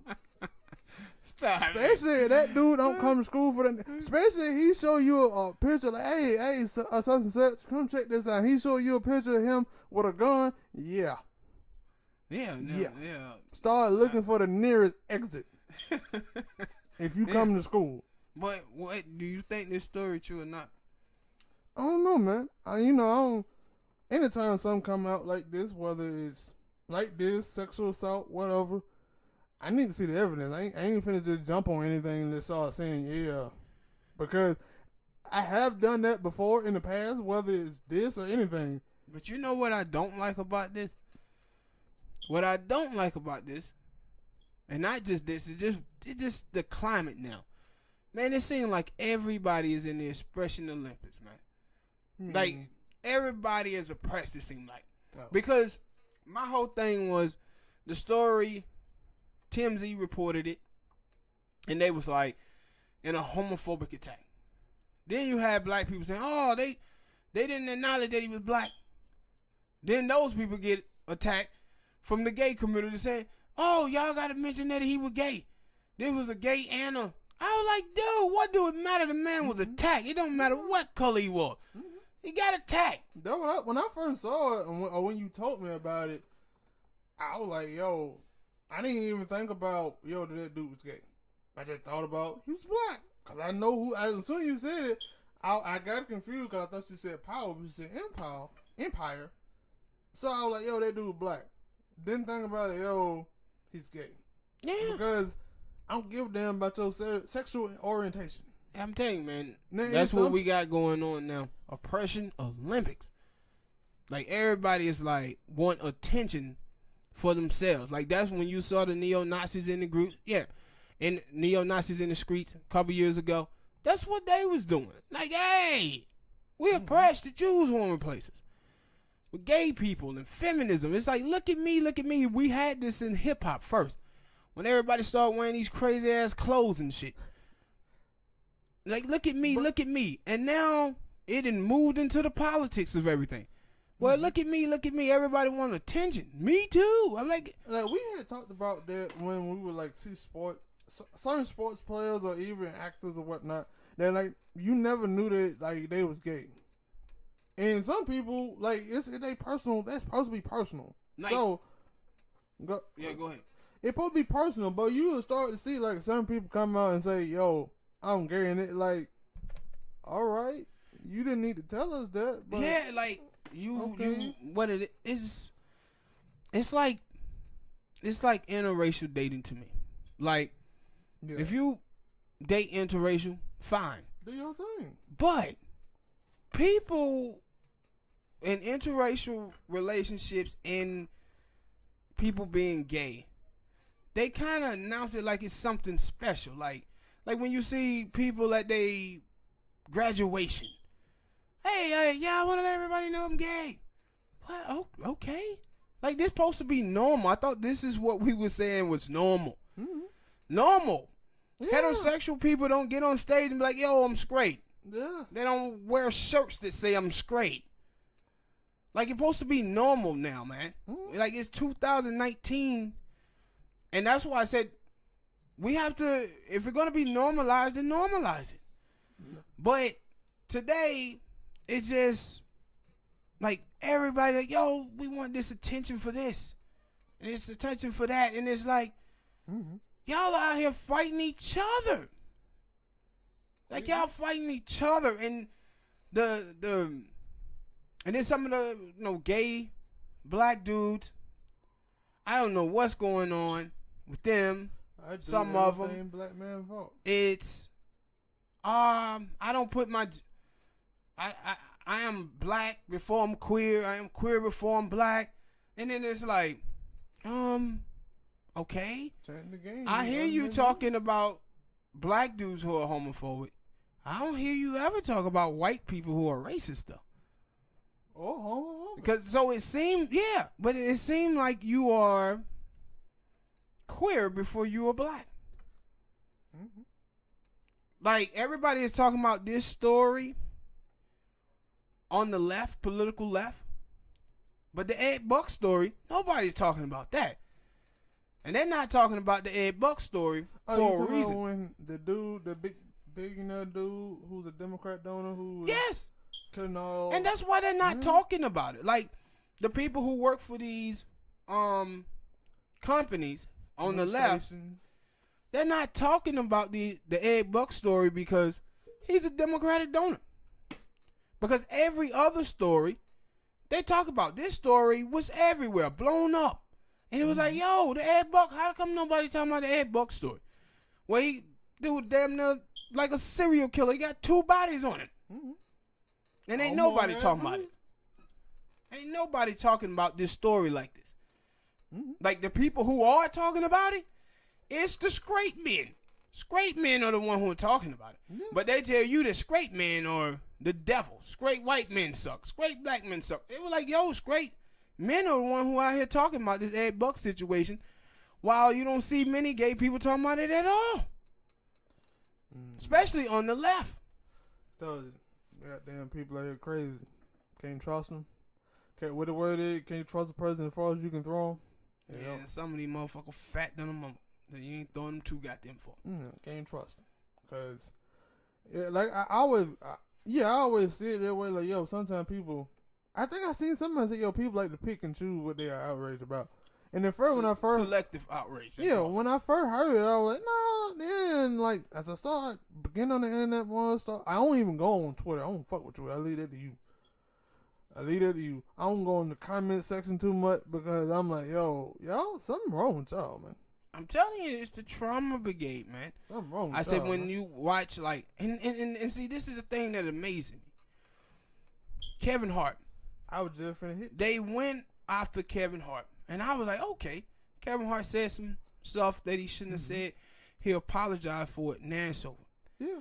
So now when Kevin Hart comes out in support of Jussie, they start creaming him. But this is my problem that I have with this. They start creaming him, and now all of a sudden, 2 white dudes attacking a gay black man. Somehow this turned into black men fault. Like, how? And this is when they say, well, I don't put I'm not queer before I'm black, and I'm not black before I'm queer. No, you showing that you are. That you chose to turn around and make this situation about black men when it was 2 white dudes who beat the hell out of the dude. You said nothing about those dudes. You pivoted to talking about black dudes. When no black dude in the and he was the only black dude. Not just that you went and talked about a black dude who was saying some bad shit about Jussie. You went after a black dude who was saying, I'm with him. And see, this is the thing about Kevin Hart and what I said about Kevin Hart. I said, never confuse I'm sorry with being an apology. A person can say they sorry and you can forgive them, but you don't forget. That person have to go on and show you that they are apologetic. Yes. This is what he was doing when he said he was standing with Jussie. He's showing you that, yo, I get it and I understand. What do? They criticize him for that too. Yeah, cause that was he damn if he do, damn if he don't, bro. When I saw it, I was like, yo, man, some of y'all folks out here just, like, I don't get it. Like, if somebody make a mistake, you supposed to be able, like, cause I watched the show 60 Days In, I'll tell you about that. I watched the show 60 Days In, and going to prison, you're supposed to be able to go to prison, rehabilitate yourself, and come out new person, whatever, still get a chance to go. But it seemed like And it kind of the same thing. Like, you do one bad thing, they like, yo, you can't work no more. You can't do nothing. I don't give a damn about you got a family. They hold it against you for the rest of your life. And it like, yo, if you did something, but then they like, in the way they talk about it, like, yo, I never did this. And they're like, yo, one day you gonna do something fucked up. You know, you gonna want people to hold it against you for the rest of your life? Oh, they gonna want people to forgive him. And then like, yo, after Kevin Hart said what he said, he apologized so many times. Cause it kind of went away, and then it got brought back up, and then like, yo, what the fuck? Like, and the thing I hate about it is, I hate defending someone I don't like, and I don't like Kevin Hart. Yeah. But at the same time, this stuff is unfair. Yeah. It's unfair, man. Cause that one when I saw it, I was like, yo, really? He just came out and stand with that dude on this subject, and y'all are still abusing it. Switch it around and like, yo, it's his fault. Like, he was the one who put out like the he on did it. Smoke. They were like, come on. And then like Vibe magazine, what trash that is. Oh man, straight black men is not supporting it. Man, I've been seeing dudes all through Twitter supporting this dude. Jussie Smollett, yes. Yeah, I seen so many people. I said, y'all love generalizing, bro. Mm-hmm. Y'all love generalizing. And it was this article that came out I was reading. And it said something amazing. It said that the same thing they was trying to explain to Kevin Hart about how his words can be detrimental about gay people and get people abused and stuff. And I saw this article, and it said that, you know, the portrayal of black men in the media leads to police shootings against black men. I want all of the people who say this great black men stuff or white men or whatever, if that's true, what y'all was saying about Kevin Hart, then it's true about you. So how do you go from great black men is this, great black men is that, to pow, Trayvon Martin dies or Tamir Rice dies, and then start saying Black Lives Matter? Like, don't care for black men when they're dead. How about caring for black men when they are alive? Yeah. Because the same thing that people were saying that Kevin Hart words could do, their words can do the same thing. You think about some young, impressionable boy or girls online that constantly hear great black men this, great black men that, or whatever. How does it affect them mentally? But hearing this, like what you see happening on Twitter on a daily basis now, Twitter is pretty much rewriting the first Birth of a Nation film that portrayed black men as rapists, toxic masculinity, beasts. Yeah. This is the same thing that stigmatized black men and dehumanized them. But now it's being done by some crazy gay dudes and some crazy black chicks online. It's ridiculous, bro. Mm-hmm. I hate going up, like, that's why I said I don't go on Twitter, because every time I go up there and it be a topic that something happened, I see somebody like, oh yeah, black man take this L, and then like, I didn't do nothing. Yeah, like, what the hell you talking about? That dude there, he took that L. But this is the same chicks that, if you said, man, women are bitches, call women bitches, call them hoe, call them slut, they would be like, no, you can't call all women bitches and hoes. Y'all say this shit about men? Mm-hmm. Shit crazy. You say the same shit about men. You generalize about men the same way that you say men generalize about you. We live in a world of no accountability, bro. Mm-hmm. No accountability. And this is the thing with all the girls out there who be saying this stuff. One thing I want you to think about. I want you to think about that the guys who you choose to date, you chose them.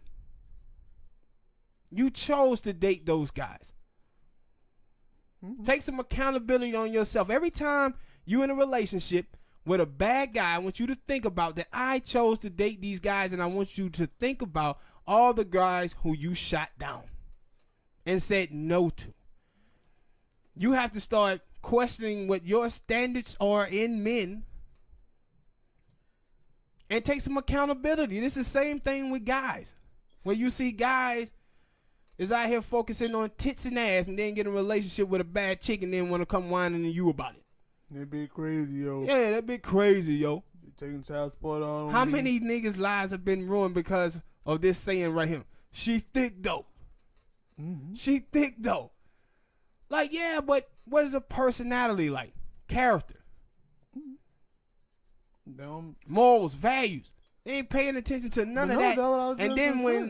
And then when relationship go bad, you want to go crying to your boys about it. Mm-hmm. This is the shit that you send from. That's why I was talking about earlier about the internalized pain. These are people who are internalizing their pain incorrectly, bro. Men and women both do the same shit. No, but I know our friend said, yo, the bigger problem is a lot of these niggas don't, a lot of these people, black, white, man, woman, they don't be knowing themselves. They don't be knowing what they really want. They be going off of what they, I kind of think that they be going off of what they think they want. And then when they get it, that shit ain't what, it ain't what it want. It ain't, it bad. This dude that you, this dude or this girl, it was good that first 2 or 3 months. If you think about it, they tell you what they value is, right? Mm-hmm. Listen, when a man gets cheated on, the first thing he says is, you cheated on me. I did this for you. I did that for you. He's telling you what he think his value is. He also telling you what the woman have allowed him to believe his value is. Him as being a provider. When a woman gets cheated on, she let you know what her value is. You cheated on me with that bitch? I look 10 times better than she do. She's saying that her value is tits and ass. Okay, it was fun because we always talk about that when we like, yo, especially when we see a dude and they be like, yo, they cheated on their girl and it on the news or something. We be like, yo, that nigga that just cheated down. Y'all gotta cheat up.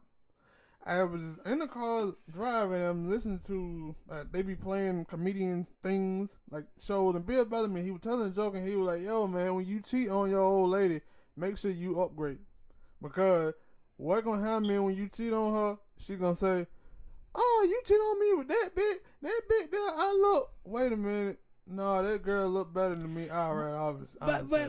But all of that shit is just dumb. No, I'm just saying it was a joke. But I'm talking about that's what women. Every time I didn't see anything with women getting cheated on, that's the first thing they go to is, yeah, you cheat on me with that bitch there. Yeah, but see, what you seeing there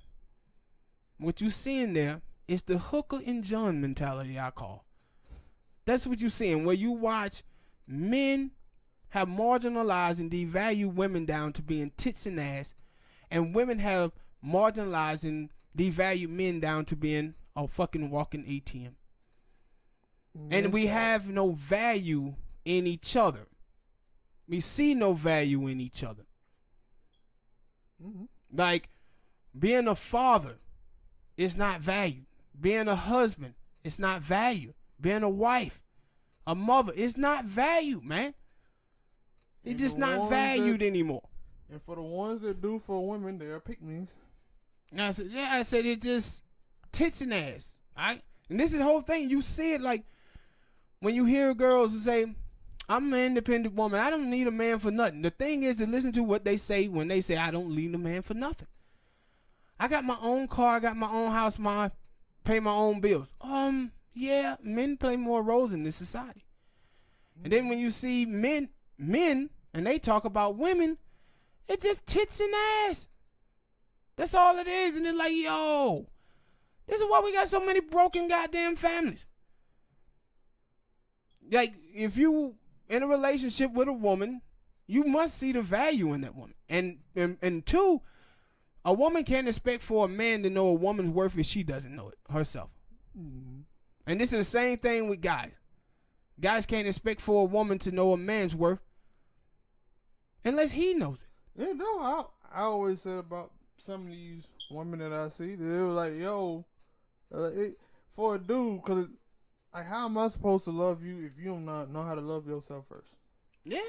Because if you love yourself, you will be able to tell me like things that I might be trying to do, and you're like, oh, I don't like that. You can tell me, let me in on that, so I would know better to love you more. But some of these chicks don't be knowing what they want. Guys don't need it.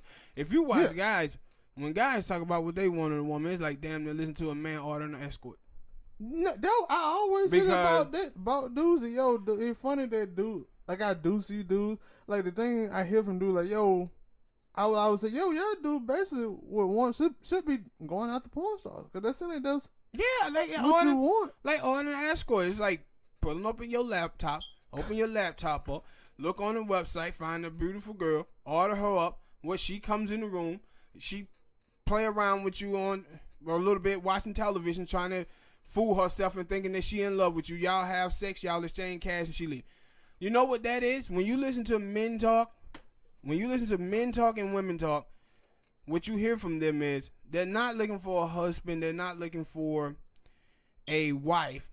What they're looking for is a good time. And that's what they keep finding, right? Men are talking looks and somebody who watch movies or they can go out to eat with. That's a good time. Women are talking about dudes who got some money, go out, watch a movie with. That's a good time. When you talk about looking for a husband and a wife, you talking about personality. You talking about character. You talking about morals. You talking about values. You talking about, in the sense of a woman, what's special about women is women's ability to allow a man to be vulnerable around them, where men can tell them things that they wouldn't tell, they male friends, where they feel comfortable around them. That's the thing that's special about women. But if a guy doesn't value that, and the woman don't value that, then he ain't going to trust her. And that's what guys look for in girls more. Somebody who's going to be down with them. Mm-hmm. And if a girl can't prove that, then that dude going to be terrible. I think it used to be a thing. Or what it was? Ride or die chicks? Nah, it's like... No, I don't know about that term, ride or die chick. You don't like that term? No, because some of these dudes be talking about ride or die chick. These are dudes who be want chicks to be with them while they cheating and everything. No, I ain't mean that. I mean that. That term then went bad. Yeah. that term then went bad. Women out there shouldn't be, like, and see, the thing is, if a woman is in her early 20s and a guy in the early 20s and he cheat, she can like chump that up to a guy being immature. But if a guy is in his 30s and he cheating, nah, you can't be with that dude because that dude is showing you that you can't build with him, right? You want to be with somebody that you can build with. If a guy is cheating on you and y'all in y'all 30s, what he's showing you that he's going to create economic burdens outside his household. Them Valentine's days, birthdays, Christmases, that shit adds up. And the thing is, guys also be having children. So you can't build while you trying to build. He out there having children and everything, taking away money out the household. You can't be with that dude. You can't build with him. That go to that. I always tell you about that when you go into a comment section and you see some nigga like it might be somebody playing a video game and they be like, oh man, if you in 2019 and you still doing that, you're lame. Or if you over 30 and you still playing video games or doing that, you're lame. Well, they need to start putting an age limit on when y'all niggas wise up and start cheating on your old lady. Yeah, if y'all niggas in there, yeah. But the thing is, all that just crazy though. Like, it's like people trying to, when you talk about being mature is about being responsible and being accountable for, taking care of your children, going to work, paying your light bills. That has nothing to do with whether you play video games or whether you still love comics or watching superhero movies. That shit don't have anything to do with that. A lot of the cats who be saying that shit is the dude who are not responsible. Yeah. That's the dudes who know he got a light bill to pay on Tuesday, but he went and copped them J's on Saturday, and now he ain't got the money to pay a light bill. But he on there telling somebody else they too old to be playing video games. Mm-hmm. But that's how, like, when I always see the little dumbass comments, I was like, yo, how you gonna tell somebody what they supposed to like or what they supposed to be doing? Like, you can't tell. Like that's then. Like, you might not like it or you might not do it. That's your choice. Yeah. That's your choice. But what you gonna say? No, go ahead.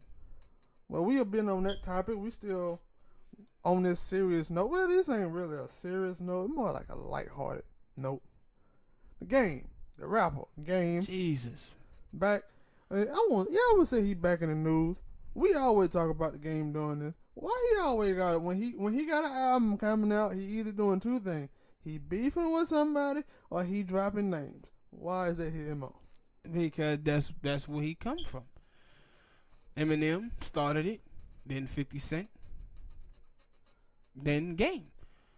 This is how they choose records. My whole thing is he act like he fascinated by the Kardashians. Like this is like this is like the 5th or 6th time, not just like the way other guys are. You see other guys, they date whoever they want. My thing with the Game is probably their friend, right? No, he act like it's a jealousy there.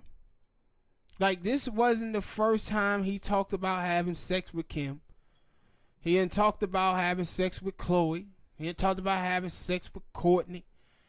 And it's like, yo, man. Like, and at this moment, right? You got so many things you can take shots at Kanye West on. So many, bro. He ain't gonna do that. And you choose to take a shot at him about his wife. This is like, come on, man. And then he was like, yo, and niggas in hip-hop soft now? No, it ain't that cats in hip-hop are soft. Some of them are. But the thing is that the role that he plays now is gotten old. Like, I want to hear some new music from Game. I listen to some new music from Game. But I don't want this. Mm-hmm. Like, I don't want this. Like, this is like every time he come out. Like, soon as I see something, I was like, oh, Game, we got another album or something coming up. That's all what it tells son. Like, Game, we got an album come out or something, man. He talking about somebody again. He talking about somebody, he beefing. But I think it was last year, I think it was, with him and Tekashi. I was like, yo, he got an album coming out? Yeah, like the last 2 times. It was what? Tekashi and then the rapper Stitches. Mm-hmm.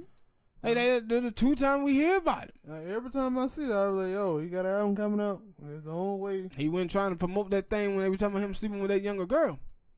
He went trying. He went trying. That's what I'm talking about. He went trying to clout chase with that. No, it was cause he had a TV show on MTV. Yeah, he had 2. He had one with the younger girl, and then he had the thing with that TV show. Disappeared real quickly. And I was like, and that's the thing about him. Like, I like Game as a rapper, but man, chill with the clout chasing, bro. He can't. Like, he talented enough to drop an album now and have people listening to it without going at Kanye or trashing his wife. Like, but maybe that's a mentality thing that, yo, he think that, yo, I ain't that big. Like, I'm big, but I still have to do those type of things to get people to bump my music. Because, you know, maybe anything was just Kim Kardashian and Kanye. You know, I said before, like, yo, he'd start rapping about something in the air, shout to my homie Easy. Like, name dropping. Yeah, do that. He always name dropping. He name dropped like, he name dropped like conservatives name drop Ronald Reagan. And when they debating someone, well, you know, Reagan, I don't care what you talking about, what Reagan said, motherfucker. Like, you dropping Reagan, that was gonna prove something to me or something. Mm-hmm. Yeah, like, you know, he make your dick get hard, not mine. Yeah, like you ain't proving nothing to me by name dropping Ronald Reagan. You just not. Well, we gonna move on from the games and his antics, and we gonna move on something back to something serious. Politics time. Kamala Harris. Is she black or is she Indian? No, she's black. She's black. That seems to be the conversation right now. She's no. See, that's not the conversation. What people are trying to do is that a lot of people in this country don't know their history. Well, we know that. Don't know their history, and they don't know anything about lineage. So people say, when folks say she's not African American, people say, well, they trying to say she's not black. No, that's not what they're saying. What they're saying is, you have to understand that African Americans are the only people who went through 300 years of slavery and 100 years of Jim Crow. In the 1930s, the United States government made blacks, Mexicans, and Puerto Ricans the permanent underclass. They gave white people millions and millions of dollars, millions and millions of acres, and money during the New Deal, and they didn't give blacks, Mexicans, and Puerto Ricans anything. That's why we have the economic wealth gap between the races, where white people have 90% of the wealth and own 96% of the land because of what was done in the 30s, 40s, and 50s. Now, the immigrants that came in the country, they allowed for the immigrants to come into the country because blacks, Mexicans, and Puerto Ricans got a raw deal in the New Deal. So we wasn't educated to get the jobs, so they opened it up for the rest of the people. So the people who came into the country were part of the top 1% of their country, or they were upper middle class. Mm-hmm. Where black people, Mexicans, and Puerto Ricans was going through offshoring, jobs being shipped across seas, automation, the crack epidemic, stop and frisk, housing discrimination, police brutality, the families being shredded apart because of the drug epidemic. Kamala Harris didn't go through any of that. Her family made their mark in the United States of America off of the oppression of black people, off of African Americans, Puerto Ricans, and Mexicans. Her dad is Jamaican, her mom is Indian. Her mom comes from a part of India where she was part of the richest groups there. And her dad was academia here. She didn't go through any of those things that African Americans went through. She doesn't come from that lineage. And then her record, it shows that. This is my whole thing with Kamala Harris, is this. The last 4 or 5 years, you had all of these people on the left that was out fighting for Tamir Rice, Philando Castile, Eric Gardner, Sarah Bland, all of them, right? Yeah. Now, one of the things that people was fighting for is for the police officers that was involved to be prosecuted. Now, the prosecutors in a lot of those cases did nothing. They didn't prosecute. So, in 2015, the judge told Kamala Harris that she needs to start prosecuting police officers who was in shootings. She said no. Now, in 2017 and then 2018, we had the prosecutor who did not prosecute the case of Laquan McDonald in Chicago lose their race. We all celebrated it because she lost. We celebrated the prosecutor losing his job in Ohio that didn't prosecute the officer in the Tamir Rice case. How the hell do we cheer those people, Spank, and then come back around and support Kamala Harris when she did the same thing that those prosecutors did? Lack of knowledge. Lack of information. No, this is not lack of knowledge. This is not lack of knowledge. That ain't what this is. What this is a lot of people want to support her just because she is black. That's what this is. And this is why she comes out with all of this Wakanda mess. With all this dancing to Cardi B.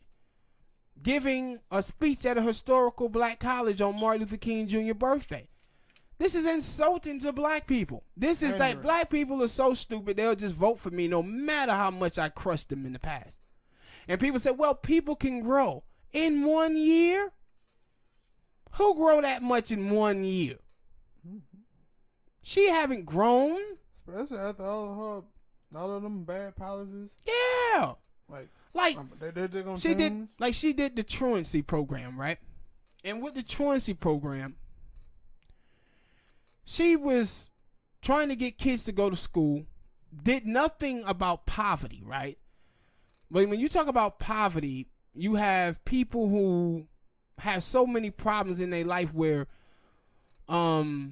parents is working so much so they can't be home to father and mother their children the way they supposed to because they working 2-3 jobs. Mm-hmm. You have some kids who are older that had to stay home from school to keep their baby brothers or baby sisters. That's because of the lack of money. So it's other ways to try to do something about truancy. What she chose to do was to arrest single moms if their children miss some days. Now, she fined them first. $2,000. You know how many people in this country is living paycheck to paycheck? I'll tell you, 78% of Americans registered living paycheck to paycheck. So if you put a law like that on the books, what you basically saying is that we're going to lock people up. Yeah. And people say, well, you know, some of it worked. No, Like, some of it worked. Like, some kids did go to school. But all the parents who got people who got locked up, what happened with them and their lives? Mm-hmm. Like, and then my whole thing, if you're going to do something like that, do $25, $50 fine. But to do a $2,000 fine, like, man, you basically just trying to lock people up. Yeah, you know it. You know they can't pay. Yeah, they probably you not ain't gonna be able to pay that. And so the thing is with her, it says you can't trust her. If this is what your past was and then you change in 1 year, how can I trust you? Just like the other night in the debate, right? In the town hall meeting. She comes out and she says, oh, I'm for Medicare for all. Within 24 hours, she pulls back and says, well, I'm for expansion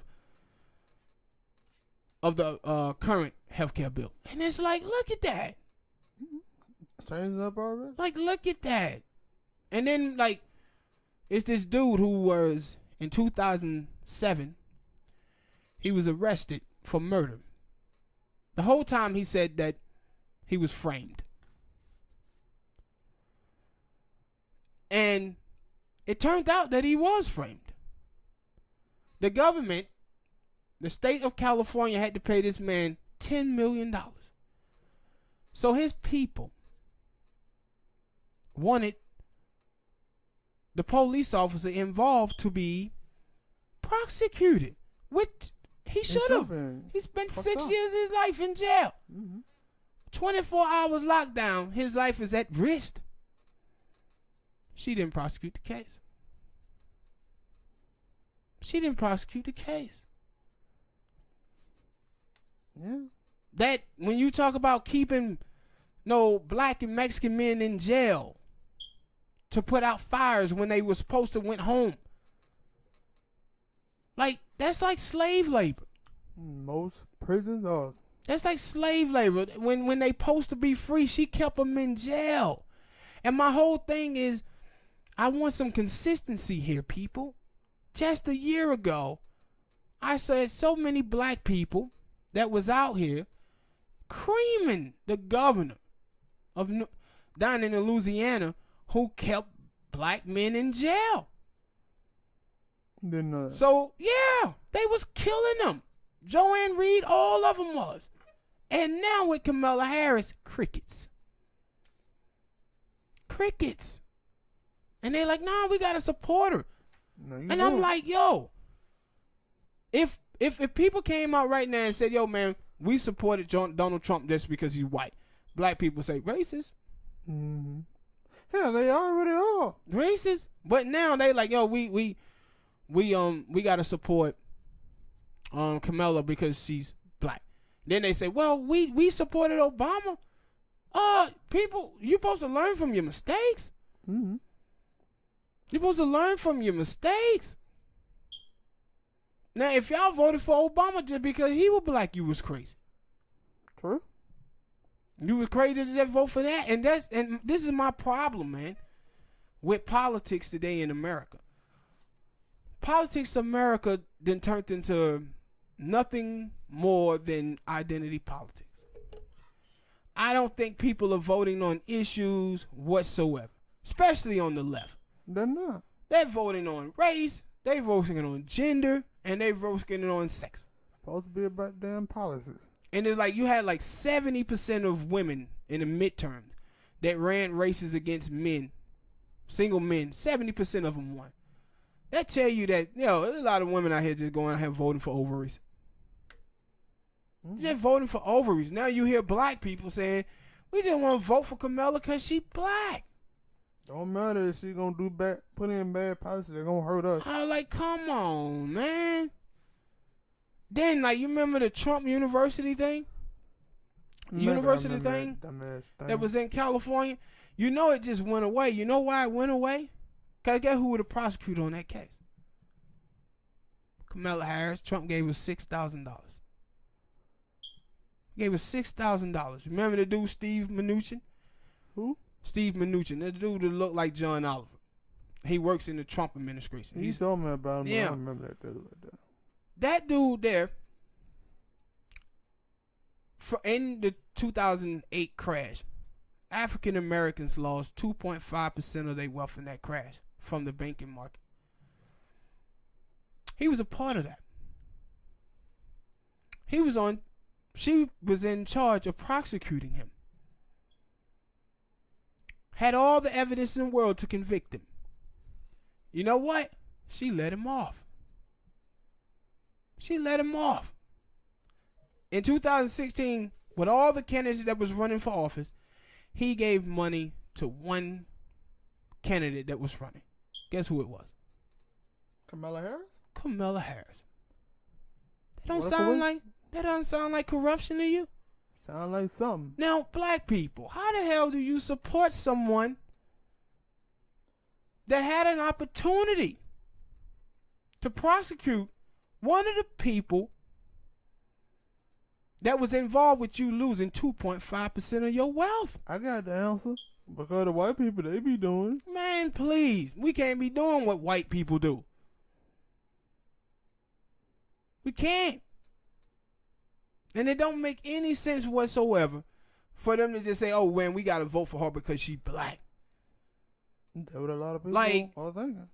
Black people have to stop allowing for other people, man, to advance themselves at the expense of black people, bro. And that's what she have done in her career. That was I was happy to see a lot of black people, a lot of people on Twitter. When you show me these people on Twitter, because I ain't on Twitter. When you show me these people and they're like, yo, we ain't fucking with her. This ain't it. Then no, we see a lot of in this, and we gon' and it should be out of this. Yes, and it should be a bunch of from black people. Mm-hmm. A lot of, not just black people, because Mexicans and Puerto Ricans were getting caught up in the same thing. Mm-hmm. The same thing. I'm talking about black folk because this is who she out here trying to wrap herself in. Pandering to. Yeah. And it's like, come on, man. We got to do a better job at studying at the records of each candidate in the race and finding the best candidate for you. But it is just for you and for your community, and stop just listening to these pundits on MSNBC and CNN telling you who to vote for. But for them, that's the easy thing to do. We live in a spoon-fed society, man. Everybody want to be spoon-fed information, and they don't want to go read for themselves. Mm-hmm. But the whole thing with her is just amazing to me. How, and folks saying like, yo, we don't know what her policies are because she just launched. We know what Elizabeth Warren policies are. We know what Cory Booker policies are. Mm-hmm. We already know what Joe Biden is going to be bringing to the table. Christine Gillibrand. No, that ain't no excuse. She came out here pandering for a reason. Because she looks at it and say, no, these black folks, they dumb enough to just vote for me because I'm black. And a lot of black people are showing that, yeah, a lot of them are stupid enough to vote for her just because she's black. Mm-hmm. And that's the bad part. Ridiculous, man. Well, now that we just got out the serious talk, we're gonna end this. We ain't ending this podcast, but we're gonna move on to a little lighter note. We're gonna go to sports. We're trying to get some laughs out here right now. I'm gonna come back to that topic. I want to go to the first topic. New Orleans Saints. They out here mad. They still mad. whining, complaining. You think they got robbed? Did you see the shirt? Like when I saw the shirt. What shirt? That Cameron Jordan had on. I ain't see the shirt. It was just amazing. He said, blow whistles, not games. And they had remade the shirt to say, make plays, not excuses. Oh, now New Orleans was up 13-0 in that game, and they blew it. The thing you have to think about in that game, like the Saints kicked like 2 field goals. In both instances, they had an opportunity to put 7 on the board. Then, Jared Goff threw a pick, a terrible pick, by the way, in his own side of the field. So they have a chance. They go up and score a touchdown that time, so they up 13-0. And you lose that game. Mm-hmm. And the thing is, they don't want to talk about is their quarterback. Because the last 5 games of the season, Drew Brees was awful. But that was the thing I was saying, Skip them talk about on Undisputed, that if it weren't for Alvin Kamara and Mark Ingram, they've been carrying their team. Drew Brees hadn't been throwing the ball, and that was the best thing because it seemed like when he started to throw that ball, it ain't good. Yeah, but see, the thing was, Aqib Talib, man. Shut down Maritime. Yeah, that's what it was. And he went, 12 catches the first game for 200 yards and had like 4 catches for 36? Mm-hmm. Talib took him out. Shut him down. Took him out, and that's what's going to be interesting Sunday to see if he can do the same thing to Julius Edelman. Because that's what I'm thinking. I'm like, who they going to put? But the Saints, and the thing about the Saints, some of the Saints fans, y'all big-ass babies out here talking about, man, replay the game. Replay the game? Replay the game? What? If they would have replayed that game, I'm going back and I'm saying, yeah, it would have lost worse. Talking about replay the game. Replay it, because I was like, it's a bunch of bad calls that Green Bay Packers had this year that cost us some games. If y'all gonna replay that game, y'all gonna, I could be in the playoff right now with some of them bad calls. But be consistent. Like, they talking about that pass interference call, but the Saints don't want to talk about that that face mask. Because if they call that face mask, then they get what? First down. Not just a first down. This was on the goal line. Yeah, they were going to be first and goal. I mean, what a great chance to score. Yeah, with them 2 backs that they have. And the Saint fan doing all this whining. How does it feel? Who they say they're going to beat them Saints? Yeah, and I hope if it's Falcon fans out there, I hope y'all are giving the Saints the goddamn business off of it. Because you know what they did to us after we lost that Super Bowl. Yeah. And you know what they would have been talking about if they got to the Super Bowl and played it in Atlanta and won it. We were going to have to hear about this forever.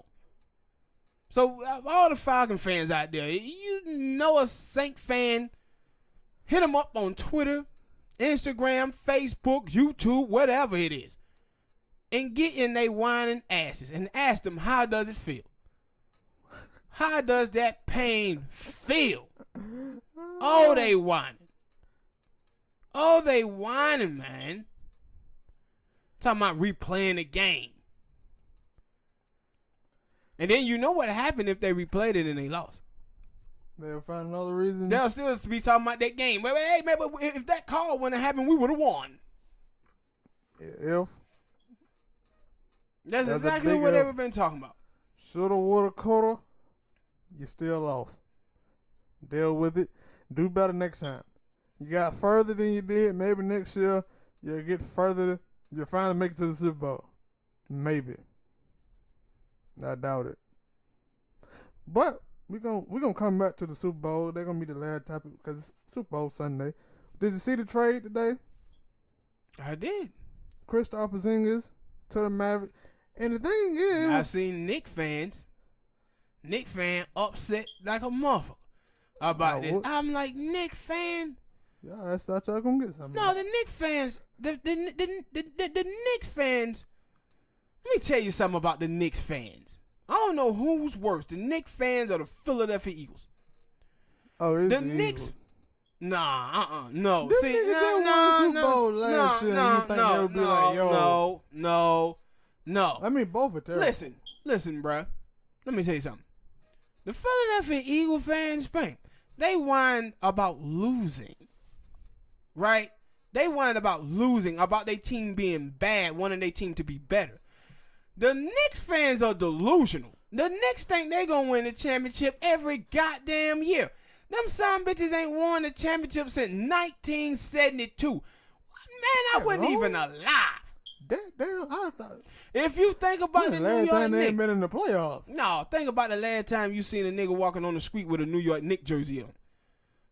Back in the days, like, you don't see anybody wearing Knicks stuff. Not even throwback. And the Knicks always bring up the 90s, the Knicks fan. What did you win? Nothing.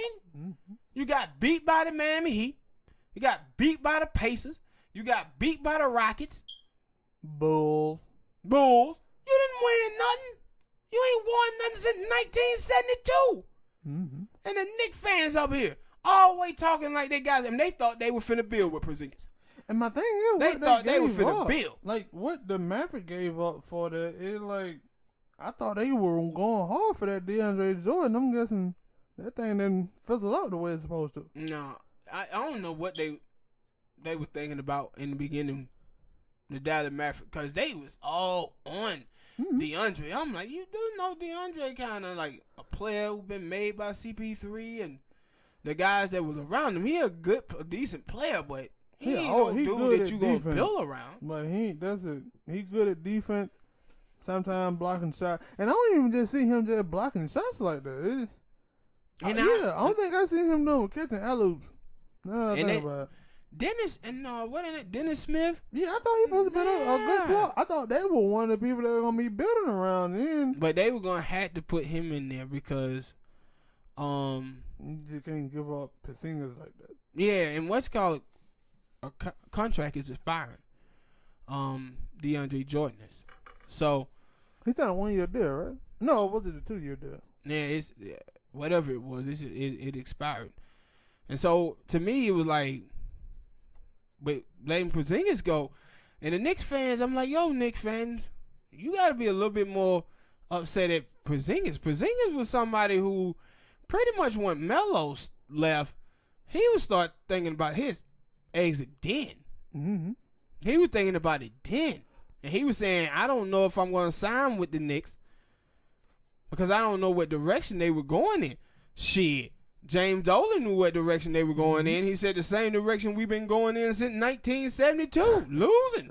That's where we going. We losing. Mm-hmm. But you have to ask yourself, though. Ask yourself a question. I know the Knicks fans are upset about Porzingis leaving. But I think the Knicks fans had to ask themselves this question. Would you rather have a Porzingis who injury prone? Tim Hardaway contract, who was a good, decent player, but I thought they paid him too much. Oh, he was in that trade too? Yeah. Do you want him on your team? Those two players on your team. Who do you think KD and Kyrie rather play with? Porzingis and Hardaway? DeAndre Jordan and the young Dennis Smith.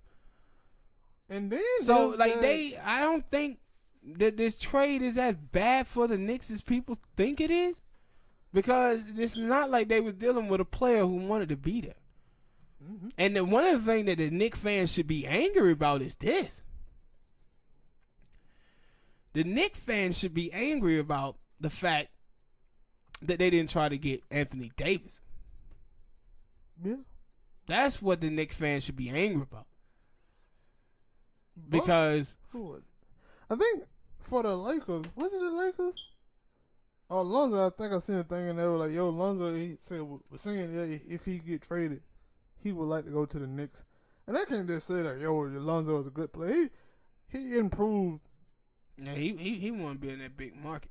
Yeah, that was one thing I said, really. But I can say that he improved from last year. But, like, I'm taking Dennis Smith Jr. over him anyway.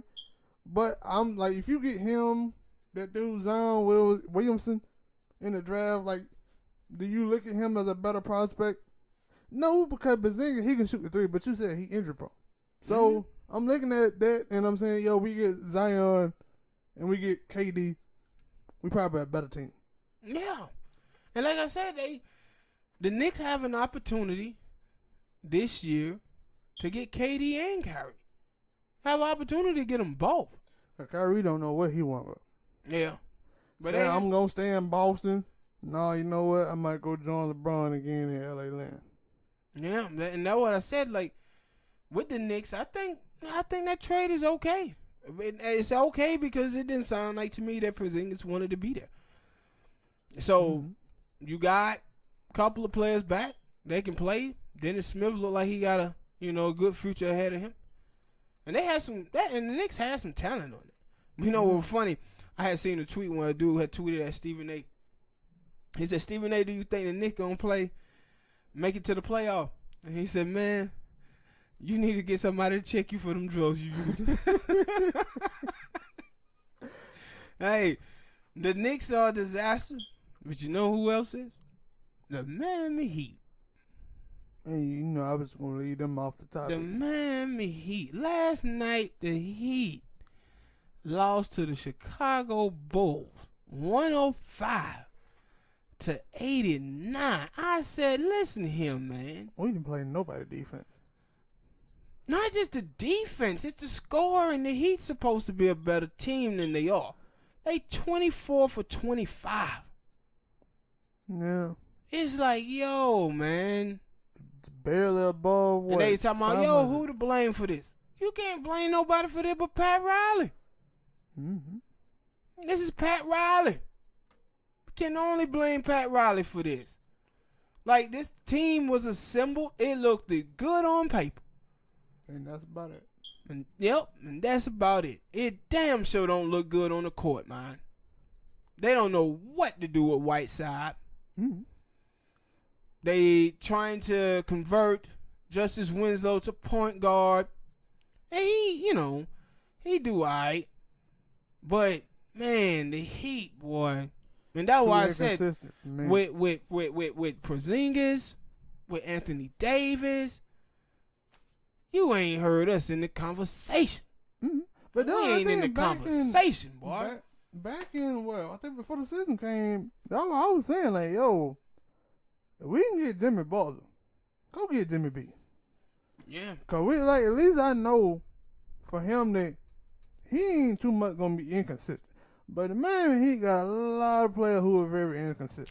And see, the thing was that got the Heat is that Josh Richardson started the season off. He was amazing. On fire, yeah. He was amazing. And that would have been a good way to trade. But the problem was, none of that shit turned into victories. True. None of it led to victories. And now when I look up and I be seeing the scores or whatnot, I don't even be seeing his names up there with the big scoring. I'm like, yo, is he hurt? Yeah. Or did that shit just flam out? And I know Wade is out. But I said this thing, either he gonna make the playoff probably, or they probably be the 8th seed. Yeah, because the East ain't that fight. But right now. they're gonna be first round exit. Yep. No doubt about that. And that's why I said when you talk about the Heat, you talking about the future. And the future leak bleak. That's how we gonna be looking, just like that right there. The future is bleak for the Heat, man. Like, yeah, Justin Winslow has made a progress this year. Like, he hitting more threes, he's doing a little bit better, but I still You'll still take Booker. Yeah, still take Devin Booker and hit 2 baby mamas. The one that we know about. Could have more. True. But, yeah, and the Warriors. Golden State Warriors, man. See anybody beating Golden State? Hell no. You don't? And I was just finna go into the next topic, talking about AD possibly going to the Lakers. If he go there, yeah, but I'm saying, I still don't. Because the thing is, that's gonna be hard that's gonna be hard to say because you don't know what the hell the Lakers gonna have to give up to get him. Yeah. Because I'm taking Ingram, Kuzma, Ball. Like, I'm taking all of them. Mm-hmm. I'm taking all of them and a couple of draft picks. And so, I'm like, yo, like, cause I see people like I don't know they talking about him for next year with Kyrie and the Lakers, and I'm like, like, hey, y'all might be telling me that KD gonna leave next year. I think AD is gonna leave next year. Then he leading, yeah, LeBron, Anthony Davis, Like, one of them leaving, whether it's Kevin Durant or what? Klay Thompson or Draymond? Shrek, Draymond. Wait. You said I was like Shrek. Draymond look like Shrek. Cool, But one of them leaving, no doubt about it. They'll have to. And then KD said he's going whoever pay him the most money. That's what he said. And so I got my 3 championships. I'm out. But I still think they're gonna win the championship. And because I think what the LeBron them finna try to do, they're gonna try to get Melo and they're gonna try to get AD. And I don't think they're gonna. I'm not gonna say that ain't gonna work. A lot of people didn't quit on Melo. I still think Melo need to be in a place with somebody who can pass the ball. But no, and control the team and not be so shoot first. Like Russell can pass, but he still shoot first. Yeah. Point guard. And then you have then they should probably be trying to keep LeBron. Paul George, and Paul George he's similar too. He's a scorer. Yeah. Well, I can see that they keep Rondo or Ball, whichever one, and LeBron. But I was talking for defensive purposes. Like, yo, Yeah, they give up a lot of points. Carmelo ain't playing defense. Like maybe you get some defense out of LeBron, you get defense out of AD. But Kamala ain't playing no defense. Well, like, if they did that, who they starting five would be obviously Rondo. What, LeBron at the? No, LeBron gonna play small forward. He probably would have to play shooting guard, and then Melo play small forward. Then Kuzma will probably play power. No, Kuzma. you saying Kuzma? Ain't no way he gonna be in that trade. Well, no, they got. Well, I take it back. Well, yeah, it'll be Rondo, Stevenson, LeBron, Carmelo, AD. I like it. You like that lineup? I do. I like Rondo. Stevenson is a bugaboo on defense. Like LeBron, Melo, AD. I like it. But who that bench is? over Golden State? Cause that's one thing I always said about Golden State. The reason why they kept being LeBron, they're like, yo, your starting five could be good, but when LeBron and everybody else get tired, who gonna come in? Because when you look at Golden State bench, them niggas got a bunch. Last year anyway, they had a bunch of dudes who could be starting five on other teams, and they still kind of got that now. So when LeBron, Rondo, all of them leave, who on y'all bench? Cause you trade away Kuzma, you trade away Ingram, Lonzo. I don't really know how good that dude Josh Hart is. JaVale McGee. All right, then you got JaVale McGee, Josh Hart, and Michael Beasley. You really think they're gonna hold Tyson it down? Chandler. Still, Tyson Chandler good for defense. You think? But you telling me they gonna hold down that second team? No, I'm with you. Like I said, I don't think anybody gonna beat Golden State.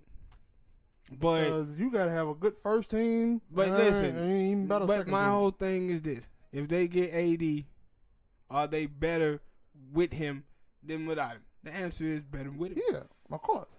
And it'll give them, a nice chip going forward. Because this is the thing you have to think about that I don't think nobody is thinking about. What is the chance of KD going to LA? 50-50? And Kyrie. Because if they miss on AD, this whole thing with LeBron James is going to fall apart. What, being in LA? Yeah. True. Because if he gets, like say, they miss on AD, Kevin choose to go to New York or whatever. You take KD and put him on the Lakers just with LeBron and the pieces that they have now.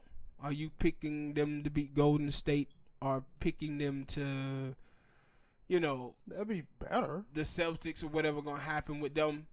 Nah, I don't know if they gonna have enough then. And that's why I said they need to get 80 and then get somebody next season. No, next off season for them to compete for a championship. Because Golden State, you can take him off. Like, and this is the thing that's great about Golden State. Golden State is in a great situation either way.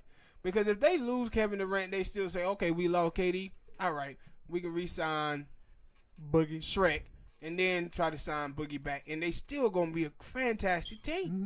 But no, what I was finna say about the Anthony Davis thing. Like, are you saying if they miss on trading for him and then he go to another team and he decide to stay, or is you saying like, they didn't miss on him this season because it seemed like he want to go to LA. But it seemed like he want to go to LA. But my whole point is, if he don't, that's still going to be 2 seasons, man, without LeBron winning a chip. Because he ain't going to win this year. And then if they don't get AD this year and Kevin goes somewhere else and Kyrie goes somewhere else, it's going to be 2 straight years with LeBron not getting a chip with the Lakers. That's what I'm saying. Like, and his deal was for 4 years. Yeah. No, what I'm saying. Like, this is first year. But I'm saying, like, this year, they might not get AD. But after this season, AD say he ain't signing back, and then he signed with the Lakers. And then maybe they get Kyrie or where, I don't know. Like, I know them asking, like, are you saying that, it'll be if they need to trade for him now because if they trade him to another team and he do like Paul George and then all right, I agree. Then I think they're gonna get him though. I think they're gonna get him because I was watching High Noon today, and they pretty much just took him out of they videos that they play at the start of the game. He erased them out of the video, so they let him know he was in the arena when they was doing it. They letting him know he's leaving. And my thing is, the Celtics really can't do nothing until after the season. The Knicks after the season, and Knicks can't do nothing now because they traded Porzingis. So this is like the Lakers are like the only team, and with Magic, I have to believe that Magic understand and know that, we got to give up every single thing for him, everything. And I think they will.